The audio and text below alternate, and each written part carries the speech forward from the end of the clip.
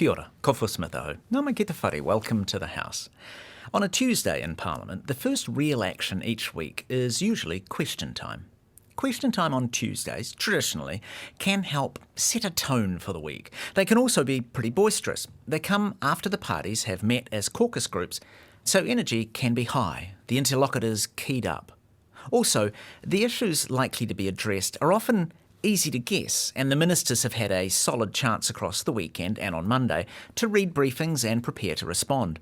Ministers certainly come well prepared for patsy questions from their own caucus. Here's one from Nancy Liu.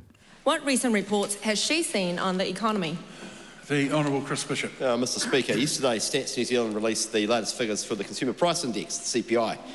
Showed annual CPI inflation increasing slightly from 2.7 in the June quarter to 3% in September, remaining within the Reserve Bank's target 1 to 3% band. Question time on Tuesday this week included a number of interesting points. Mostly they were about the Prime Minister, who some would say had a very good day and others maybe would not agree.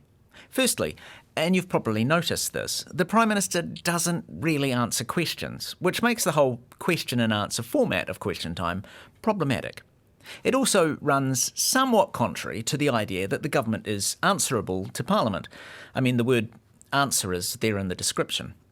He does manage the very simple ones, though. Get to the Prime Minister. Does he stand by all of his government statements and actions? The Right Honourable Prime Minister. Yes. And he does usually provide quite long responses to the other questions.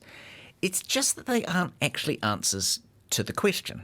What proportion of current inflation is driven by increase in government prices? I don't have that number with me. What I can say is that isn't it fantastic that this is a government through excellent economic management and getting a grip on government. The framework for Christopher Luxon's approach shows through very clearly when you listen for a while. There might be multiple and varied questions, but regardless of the topic, there are usually mostly just 2 or 3 multi-purpose answers, talking points for the day.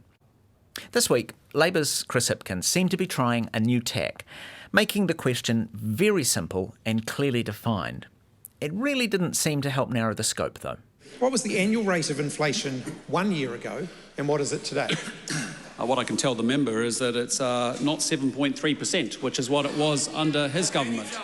In case it needs pointing out, those kinds of answers are against the spirit of Parliament's rules, and many would argue the actual rules themselves. It is not appropriate for the government to use questions to attack the opposition. Never has been.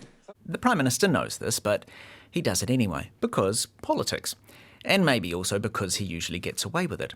Except today on one particular occasion. Is he still laser focused on the cost of living? If so, why do basic staples cost more than ever, with bread now 50% more expensive than it was just 1 year ago?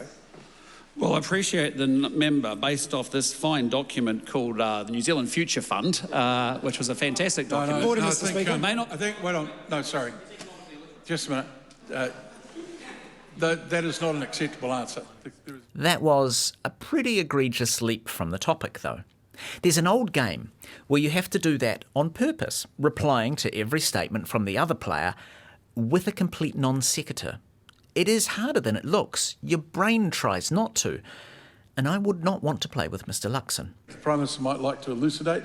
That gets closer to the specifics of the answer required. Well, we're turning things around, and you've got to start with the brutal facts of your reality. And the reality was that we started with a 3.2% unemployment rate and 6... You may have noticed, listening, that there is often a fair bit of noise behind the Prime Minister's answers.